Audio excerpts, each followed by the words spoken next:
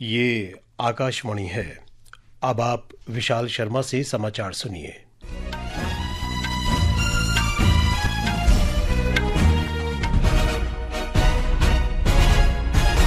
प्रधानमंत्री नरेंद्र मोदी ने कहा है कि 21वीं सदी की आवश्यकताओं को पूरा करने के लिए सरकार देश की शिक्षा व्यवस्था को आधुनिक बना रही है।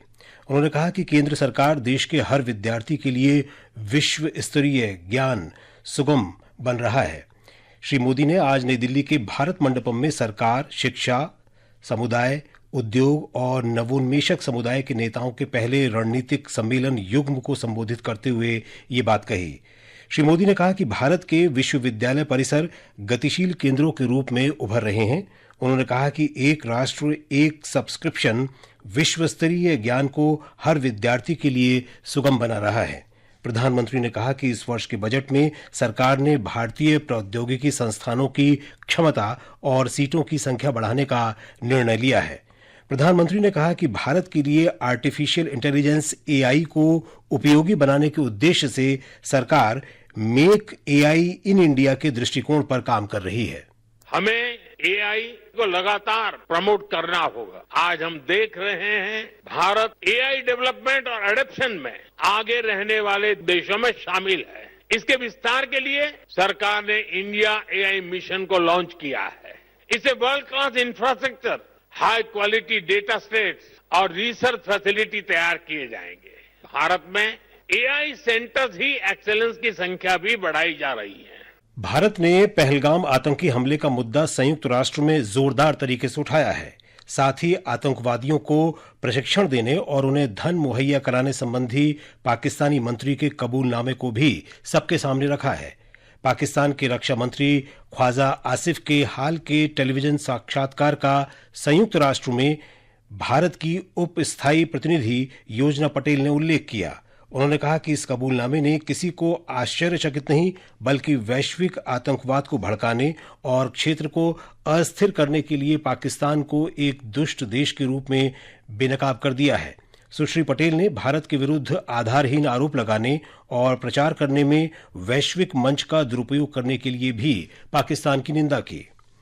पहलगाम आतंकी हमले के मद्देनजर कांग्रेस पार्टी ने सरकार से संसद का विशेष सत्र बुलाने की मांग की है।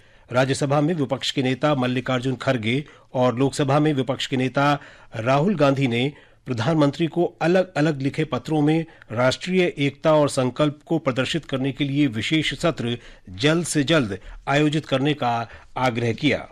उधर भाजपा ने संसद का विशेष सत्र बुलाने की मांग पर कांग्रेस की आलोचना की है। पार्टी प्रवक्ता शहजाद पूनावाला ने नई दिल्ली में मीडिया से कहा कि कांग्रेस प्रमुख मल्लिकार्जुन खड़गे को पहले ये बताना चाहिए कि आतंकी हमले पर कांग्रेस का सामूहिक संकल्प क्या है। विदेश मंत्री डॉक्टर सुब्रमण्यम जयशंकर ने आज ग्रीस के विदेश मंत्री जॉर्ज गेरापेट्रिटिस से बात की। दोनों नेताओं ने पहलगाम आतंकी हमले पर चर्चा की। डॉक्टर जयशंकर ने कहा कि सीमा पार आतंकवाद के खिलाफ ग्रीस का कड़ा रुख सराहनीय है। उन्होंने कहा कि दोनों देशों की रणनीतिक साझेदारी हमारे संबंधों की गहराई को दर्शाती है।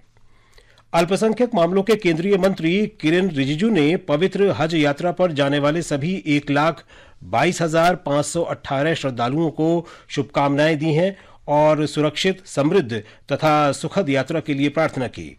पहली उड़ान लखनऊ से 288 और हैदराबाद से 262 जायरीन के साथ रवाना हुई। उत्तराखंड के उत्तरकाशी जिले में कल अक्षय तृतीया के पावन अवसर पर गंगोत्री और यमुनोत्री धाम के कपाट श्रद्धालुओं के लिए खोल दिए जाएंगे। इसके साथ ही आधिकारिक रूप से 2025 की चारधाम यात्रा का शुभारंभ हो जाएगा। आकाशवाणी से चारधाम यात्रा के उद्घाटन का सीधा प्रसारण किया जाएगा। प्रधानमंत्री नरेंद्र मोदी ने त्रिनिदाद और टोबैगो के आम चुनाव में कमला प्रसाद बिसेसर की जीत पर उन्हें बधाई दी है। सोशल मीडिया पोस्ट में प्रधानमंत्री ने कहा कि भारत त्रिनिदाद और टोबैगो के साथ अपने ऐतिहासिक और घनिष्ठ संबंधों को संजोए हुए है। महिलाओं की त्रिकोणीय क्रिकेट श्रृंखला में कोलंबो के आर प्रेमदासा स्टेडियम में भारत और दक्षिण अफ्रीका के बीच मैच जारी है। ताजा समाचार मिलने तक दक्षिण अफ्रीका की महिला टीम ने 30 ओवर में 1 विकेट के नुकसान पर 147 रन बना लिए थे। इसके साथ ही ये समाचार बुलेटिन समाप्त हुआ।